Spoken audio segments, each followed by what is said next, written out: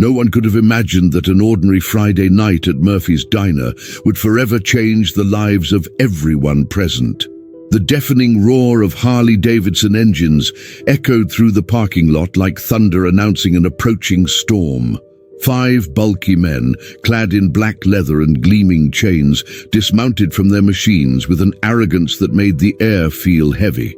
Their faces, weathered by time and the road, bore scars that told stories of bar fights and forgotten brawls. The leader of the group, a man named Tank with arms covered in tribal tattoos, shoved the glass door open with unnecessary force, making the bells chime in a sound that felt almost prophetic. The diner, which just moments before had been buzzing with the cheerful chatter of families dining and couples on romantic dates, fell into an awkward silence. Children hid behind their parents, while the adults lowered their eyes to their plates, pretending not to notice the intimidating presence that had just invaded their peaceful refuge. The bikers walked in formation toward a table in the center of the establishment, their leather boots making each step echo like a declaration of war. The screech of chairs being dragged across the ceramic floor cut through the silence like nails on a chalkboard. Tank slammed his fist on the table with enough force to make the water glasses jump, a cruel smile forming on his lips as he watched fear spread across the surrounding faces. That was when he appeared, calmly walking toward the table as if he were just another customer waiting to place his order. Marcus Thompson, a 42-year-old man with grey at his temples and shoulders, slightly hunched from years of hard labor, held an order pad in one hand and a pen in the other. His brown eyes, kind but weary, showed not even a flicker of fear as he approached the group that had made the entire restaurant tremble with anxiety. Wearing a simple waiter's uniform, a white shirt stained with a few spots of sauce and a faded blue apron, Marcus looked completely out of place standing before men who seemed pulled straight out of a gangster film. But there was something in his posture, an unshakable stillness, that made you realize this was no ordinary man. The contrast was striking, almost cinematic. On one side, 5 bikers who looked capable of demolishing the place with their bare hands. On the other, a humble waiter, moving with the quiet precision of someone used to serving without being seen. Tank looked up at Marcus, and for a brief moment, something undefinable passed between them, as if 2 opposing forces recognized each other before the inevitable battle. The entire diner seemed to hold its breath, waiting for the first move in this human chess game about to unfold. Marcus adjusted his apron with an almost imperceptible motion, and any observant person would have noticed that his fingers, despite his apparent calm, trembled slightly, not from fear but from something much deeper and more dangerous being carefully contained. Marcus approached the table with measured steps, each movement calculated, as if he were navigating an emotional minefield only he could see. His voice, when it finally came out, was soft, like velvet, yet carried a firmness that made some of the bikers unconsciously straighten in their seats. "Good evening, gentlemen. Welcome to Murphy's Diner. Can I start you off with something to drink?" The simple question echoed through the silence like a gentle challenge, but Tank only laughed, a harsh, unpleasant sound that made several people at nearby tables flinch. The leader of the bikers leaned back in his chair, making it creak ominously, his small, dark eyes scanning Marcus up and down as if evaluating prey. "Well, look what we've got here, boys," Tank said, his voice dripping with venom and contempt, gesturing exaggeratedly toward his crew. "A fancy little waiter who thinks he can serve us like we're some kind of fine clientele." The other bikers burst into forced laughter, the sound echoing through the diner like hyenas circling wounded prey. Marcus remained still, his expression unchanged by even a millimeter, but something in his eyes, a subtle, almost invisible flicker, suggested that wheels were turning in his mind. Tank continued his cruel performance, tapping his index finger on the table repeatedly. "How about you bring us some nice cold beers, waiter, and maybe you'll learn a thing or two about who really runs this town." The insult hung in the air like toxic smoke, while other diners exchanged uncomfortable glances, clearly wishing they were anywhere else. The public humiliation had only just begun, but Marcus responded with a politeness that bordered on the supernatural in its perfection.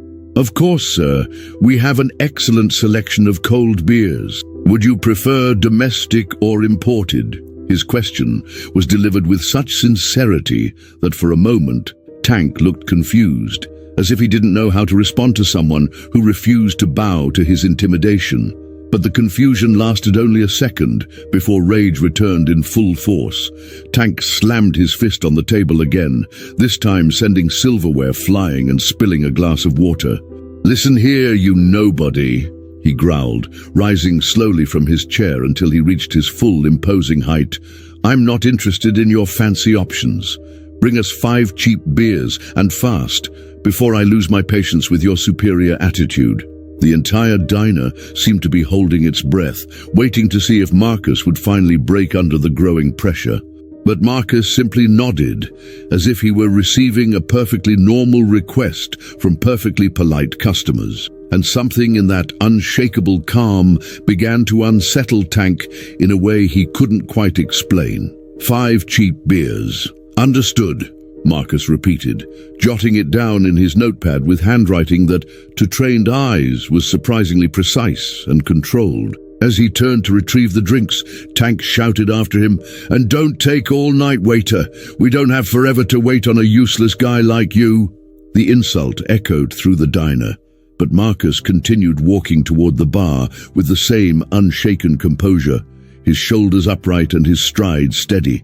But if someone had looked closely enough, they would have noticed his hands, now hidden at his sides, clenched into fists so tightly that his knuckles had turned bone white. When Marcus returned with a tray holding 5 cold beers, his hands remained perfectly steady, as if the insults and humiliation of the past few minutes hadn't even scratched the surface of his composure. He placed each bottle on the table with near military precision, the sound of glass touching wood forming a hypnotic rhythm that sharply contrasted with the rising tension in the room. Tank watched each movement with predator eyes, searching for any sign of weakness or fear he could exploit further. But all he found was a disquieting calm that began to irritate him deeply. "Took you long enough," Tank muttered, grabbing one of the bottles and taking a long swig before spitting deliberately on the floor beside the table. "This beer's warm like toilet water. What kind of dump are you running here?" The accusation was obviously false. The beers were ice cold and perfectly served, but Marcus didn't argue. He simply stood there, waiting to see if there was anything else he could do for his customers. The next provocation came from Razor, one of the younger bikers in the group, who decided it was his turn to shine in front of the leader. "Hey waiter," he called out, slamming his bottle on the table with unnecessary force. "You look like the kind of guy who's never done anything important in his life. Bet you woke up one day and thought, you know what? I'm going to spend the rest of my pathetic life serving people who are better than me." The others burst into laughter, louder than necessary, a cruel cacophony that sent several families rushing out of the restaurant, leaving money on the table without even waiting for change. Marcus watched them leave, and for a brief moment, a shadow, perhaps sadness, perhaps something far more dangerous, passed through his eyes before vanishing. "I'm sorry if my presence is making the other customers uncomfortable," he said calmly. But there was something new in his voice now, something firmer, something Razor wasn't expecting. The younger biker stopped laughing abruptly. Tank noticed the shift too, and it only fed his hunger for domination. "Uncomfortable," Tank exploded, rising again and closing the distance between him and Marcus until only a few inches separated them. "The only thing uncomfortable here is having to look at your pathetic face, pretending like you've got some kind of dignity." His breath, heavy with beer and cigarettes, hit Marcus square in the face, but the waiter didn't flinch, not even a millimeter. His feet remained planted like the roots of an ancient tree. "You know what I think, boys?" Tank continued, turning theatrically to include his crew in the humiliation. "I think our little apron philosopher here needs a few lessons in respect and knowing his place in the social hierarchy." The words dripped with venom, each syllable sharpened to cut and humiliate. Marcus didn't move, But something changed in his breathing. It became deeper, more measured, as if he were using specific techniques to keep something powerful tightly sealed beneath the surface. Tank didn't notice the subtle shift and kept pushing, unaware he was toying with something infinitely more dangerous than he could imagine. The moment that followed was so thick with tension, it felt like it could be sliced with a knife. And then Marcus finally spoke. His voice still soft, but now charged with an authority that made the restaurant's background noise simply vanish. "Gentlemen, I understand you may be having a difficult day, and sometimes that makes people act in ways they normally wouldn't." His words were carefully chosen, each one weighted with meaning and experience, as if he spoke from a place of knowledge far beyond that of a man who simply waited tables in a small-town diner. Tank snorted in contempt, but there was something in Marcus's eyes now, a cold, calculated gleam that hadn't been there before, that made a few of the bikers shift uncomfortably in their seats. "But I'd like to suggest that maybe we can find a more civilized way to spend the evening, one that's pleasant for everyone here." The offer of peace was accompanied by a look that for the briefest second revealed a depth no ordinary waiter should possess. A look that had seen things these men, with their leather jackets and hollow bravado, could never begin to understand. Marcus's attempt to de-escalate had the opposite effect, like throwing gasoline on an already raging fire. Tank interpreted the olive branch as a sign of weakness, and his eyes lit up with the sadistic joy of a predator sensing his prey was finally ready to be devoured. "You hear that, boys? Our apron-wearing philosopher wants to teach us about civility."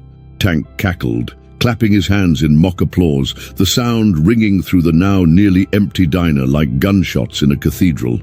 The few remaining customers cowered further into their booths, some whispering nervously about calling the police, others silently praying things wouldn't turn violent.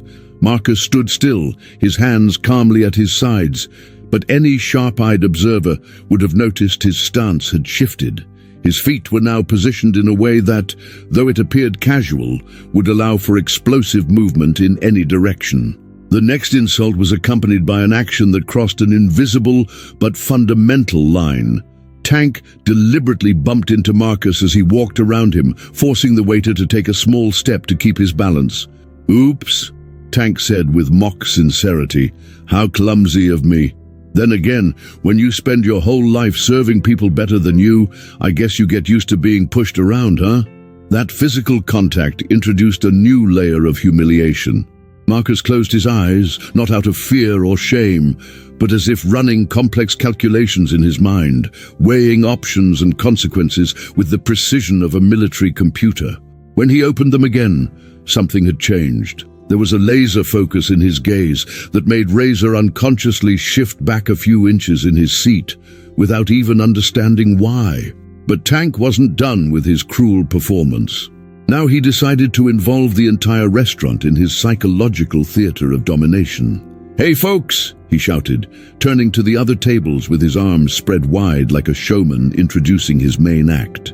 "How about a round of applause for our devoted little waiter here, a man who clearly found his true calling in life, being invisible and insignificant." The awkward silence that followed was broken only by the sound of a few people quietly getting up and slipping out through the back door, meals abandoned, bills left neatly on the tables. Marcus watched every exit, and for the first time since the bikers had entered, a genuine expression of sadness crossed his face. Not for himself, but for the families whose evenings had been ruined, for the children who would now associate dinners out with fear and tension. That sadness, however, quickly crystallized into something colder and infinitely more dangerous, a silent resolve that began to radiate from him like heat from a forge. The situation escalated to a new level of cruelty when Tank decided that words were no longer enough to quench his thirst for dominance. He picked up one of the empty beer bottles and deliberately threw it on the floor near Marcus's feet. The glass shattered into dozens of fragments, scattering across the tile like sparkling stars of malice. "Oops, my bad again," Tank exclaimed with venomous sarcasm. "Looks like you've got more work to do, waiter." Hope cleaning up messes is one of your specialties, because it looks like you're gonna get a lot of practice tonight." The sound of breaking glass echoed through the diner like a gunshot, making the last few remaining customers flinch in their seats. Marcus stared at the shards for a long moment, his breathing becoming even more controlled and deliberate. There was something hypnotic in the way he looked at the fragments, like each piece was a shattered memory trying to reorganize itself inside his mind. What Tank didn't realize, but a few of the more observant customers began to notice, was that Marcus didn't immediately crouch down to clean the mess as any average waiter would.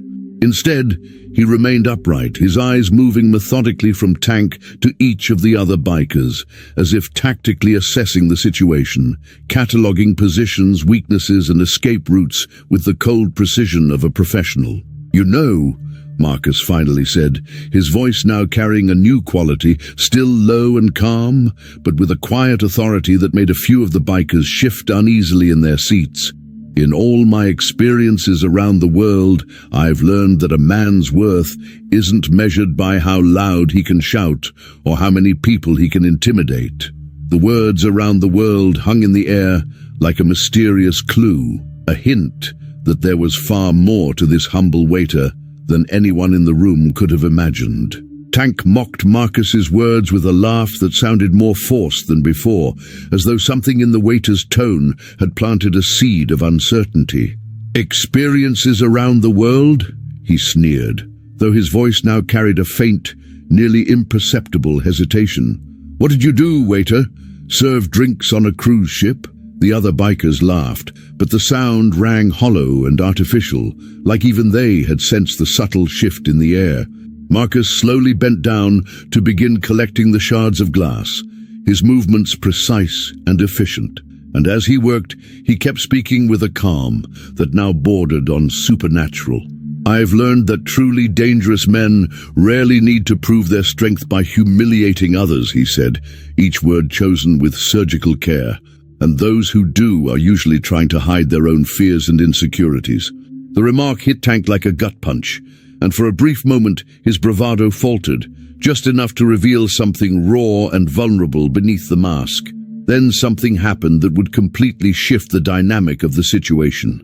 As Marcus gathered the last pieces of glass, the sleeve of his waiter's shirt slipped up slightly, revealing a small section of a tattoo on his forearm. It wasn't an ordinary tattoo. Its lines were precise, military. Even in the dim lighting of the diner, the design was unmistakable to anyone with knowledge of military insignia. The golden eagle wings of the U.S. Army Rangers, partially visible like a ghost from the past trying to resurface. Razor was the first to notice. His eyes widened in recognition, and he discreetly nudged the biker beside him, whispering something urgently.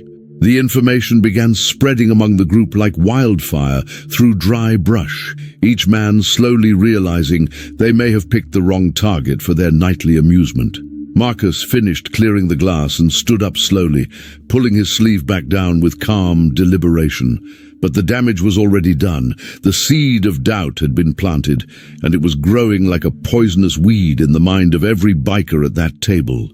The moment of truth arrived when Tank, still trying to maintain his facade of dominance, but now visibly shaken by the change in his own men's behavior, decided to make one last desperate attempt to regain control of the situation. "Hey, you!" he shouted at Marcus, who was heading back to the bar. "We're not done talking yet." But his voice betrayed a nervousness that hadn't been there before, and when Marcus slowly turned to face him, Tank saw something in the waiter's eyes that made him take an involuntary step back. It was a look that had seen death up close, that had walked through valleys where other men would have completely broken, a look that belonged to someone who had faced horrors that made bar fights look like child's play. "You know what, waiter?" Tank continued, though now his voice was trembling slightly. "I think you're starting to think you're someone important. Why don't you tell us exactly who you think you are?" It was then that Marcus stopped completely, his shoulders squaring in a way that instantly transformed his humble waiter's posture into something entirely different. the bearing of a soldier who had commanded men in combat and made life-or-death decisions under enemy fire. "My name is Marcus Thompson," he said, his voice now carrying an authority that brought the entire restaurant to absolute silence. "Sergeant First Class Marcus Thompson, 75th Ranger Regiment. 3 tours in Afghanistan, 2 in Iraq." The words dropped like bombs in the silence, each military title echoing with the weight of battles fought and sacrifices made in distant lands that these leather-jacketed men could never understand. I was awarded the Bronze Star for valor in combat after leading my unit through a 14-hour ambush, saving the lives of 12 American soldiers and evacuating 17 Afghan civilians to safety. The air in the restaurant became thick like concrete, and Tank felt his legs weaken as he realized he had spent the entire night humiliating a genuine war hero. The revelation continued like an unstoppable avalanche, each word from Marcus tearing down the illusion of superiority the bikers had built in their minds. "After 15 years serving my country, I came back home with PTSD and a spinal injury that left me in chronic pain," Marcus continued, his voice now imbued with a dignity that made everyone in the restaurant feel small in his presence. "I work as a waiter because it's honest work that allows me to pay my bills and afford my medication. And because, after seeing how precious life is in war zones, I find meaning in small acts of service that bring a bit of joy to people's day." His words carried the weight of someone who had seen the worst of humanity and had chosen to respond with kindness. And now every insult Tank had thrown felt like an accusation echoing back at his own soul. Tank looked around at his companions and saw his own feelings reflected in each face: shame, horror, and the dawning realization that they were not the predators in this situation. They were the fools who had provoked a sleeping lion. The transformation in the biker's behavior was immediate and dramatic, as if someone had flipped a switch that shut down all their bravado and artificial arrogance. Tank, who moments earlier had strutted through the restaurant like a conquering king, now seemed to have physically shrunk, his shoulders hunched under the weight of shame crashing down on him like an avalanche. "Sir, we didn't know," he stammered, his voice now reduced to a hoarse whisper barely escaping his throat, constricted by emotion. Razor abruptly stood up, knocking over his chair in the process, and stood at attention, a muscle memory from his own days as a young Navy recruit, before drugs and alcohol had led him to a dishonorable discharge he had never mentioned to his biker buddies. The other bikers followed his lead, all standing in a spontaneous show of respect that starkly contrasted with their behavior over the past 30 minutes. Marcus observed the change with eyes that had seen similar transformations on battlefields around the world, the way hardened men could completely break when confronted with the reality of their own actions. "Please sit down," he said gently, his voice now carrying both the natural authority of someone used to leading men under pressure, and the compassion of someone who understood that redemption was always possible. "There doesn't need to be any more tension here. We've all had hard nights, and sometimes that makes us act in ways that don't reflect who we truly are." His words were a gift of grace the bikers didn't deserve, but that Marcus offered anyway, because he had learned in foreign trenches that forgiveness was often more powerful than revenge. Tank slowly sat down, tears beginning to form in his eyes as the magnitude of his unprovoked cruelty hit him like blows to the gut. What happened next surprised even Marcus, who had seen the best and worst of human nature in combat zones around the world. Tank slowly rose from his chair, his hands trembling as he reached into the inner pocket of his worn leather jacket. And for one tense moment, the entire restaurant held its breath, fearing the situation might take a violent turn. But instead of a weapon, Tank pulled out his battered wallet and began counting out every bill he had. Not just enough to pay for the beers, but every dollar he carried, placing it all on the table like a desperate offering of redemption. "This isn't enough," he said, his voice breaking with emotion. "Nothing I can do will ever be enough to make up for the way I treated an American hero." Tears now streamed freely down his time-worn face, each drop carrying years of misdirected anger and frustration he had unloaded on the wrong person on the wrong night. But the true surprise came when Razor stepped closer to Marcus and with visibly trembling hands began to speak about something he had kept secret for more than 15 years. "Sir," he said, his voice barely above a whisper, "I served in the Navy from 2003 to 2006. I was dishonorably discharged for substance issues, and I've been living with the shame of having disappointed my country and my family ever since." His words spilled out like confessions in a confessional, each syllable weighed down by years of self-hatred and regret that he had tried to bury beneath layers of leather and a rebellious attitude. Marcus looked into the young biker's eyes and saw something he recognized immediately. The tormented expression of a veteran who had lost his way and was desperately searching for a way back home, not geographically, but spiritually. The ending of that extraordinary night at Murphy's Diner unfolded in a way no one could have predicted when the roar of Harley-Davidsons first echoed through the parking lot. Marcus gently refused the money Tank tried to force on him, but accepted something far more valuable. He sat at the table with the 5 bikers and spent the next 2 hours talking with each of them about their personal struggles, regrets, and lost dreams.